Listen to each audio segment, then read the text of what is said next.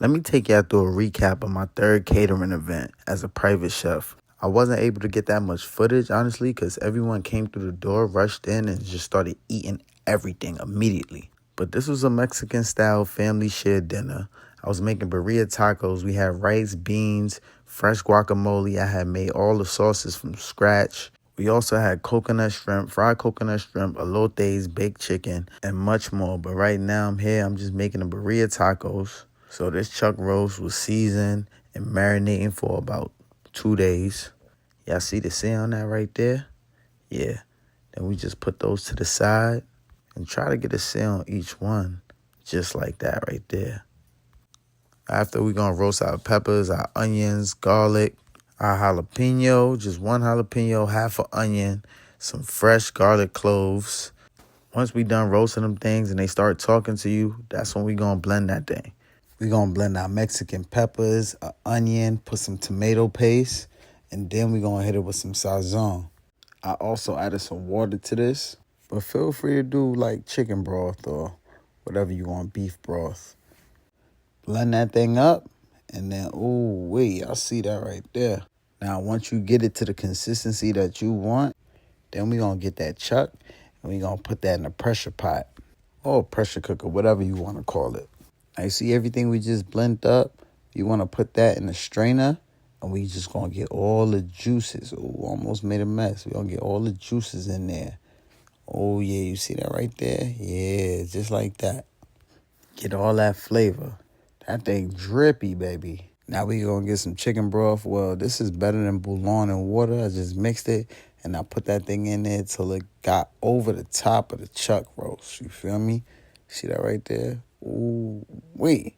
Now it's time to make that guacamole from scratch. You want to get us some fresh avocados, split them things open, get the seed out the middle, then we going to gut out all that goodness with a spoon. Then we want to put everything inside a bowl, and then boom. Just going to repeat the process and keep doing it till we got all of our avocados empty and ready to go. Then we going to chop up our limes as well. And that's the part where you're going to have to put in that work.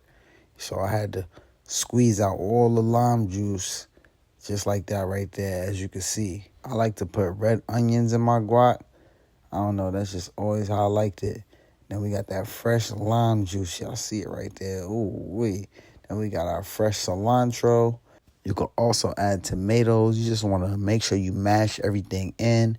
Make sure everything is all well incorporated together as one. Oh, yeah, I forgot I added fresh jalapenos. I love jalapenos. Once that chuck roast is done, you want to take that thing out. You want to put that thing to the side. Ooh, y'all see that? Look, falling tender. Look at that, I ain't got to do much. It just falls right off. Oh, my. Yeah, baby, yeah. And as you can see, that thing was hot. Now we're just going to break it up right here like this. And then we're going to get ready to make our birria tacos. I did corn tortillas and I did flour tortillas. But y'all see that right there, right? Oh, wait. And then I just drained all of that juice once again, catching all of the leftovers because that's going to be our birria sauce right there. And then, oh, yeah, I did add tomatoes to the guac. So right here, I'm just chopping everything down. Chopping it. And I take the middle out of the tomato because that thing be making it all, like, mushy and, I hate it. So, yeah, now we're going to make these tacos, get the tortillas, dip them in the birria sauce, and, oh, wait, I see what's going on. Just assemble the taco how you do it, how we do it. You know what I'm saying? Like, you know, I had to make them things extra juicy. Tacos was extra juicy with extra cheese. Had to put some onions, cilantro. You know what I'm saying? I flipped them things, pressed them down till they got nice and brown like me, and I just served them things out. Mind you, the food was gone before I even got to refill it. So, yeah, that's why I ain't get to record that much, y'all. But this was a great catering. Like, it was fun. I appreciate Miss Corver. She's so great. She's an excellent spirit, and I'll cook for her anytime again. These birria tacos were so fire. I wish I could have got some video of, everybody eating and stuff like that. But like I said, y'all, it was crazy. But I learned as I do more caterings, I just got to take my time, but I also got to plan correctly. And I got to have A1 communication with all of my customers. That's a fact. But I do think I'm getting better. I'm getting a feel. I'm getting more comfortable, quick, adjusting to things that I'm not used to. And everything is just a journey and a learning experience that I'm willing to go through and, just learn from my mistakes and be better at, cooking, private chef, and just being a better person overall. I don't know how many tacos I made, but I know I was going crazy because they was eating these things down.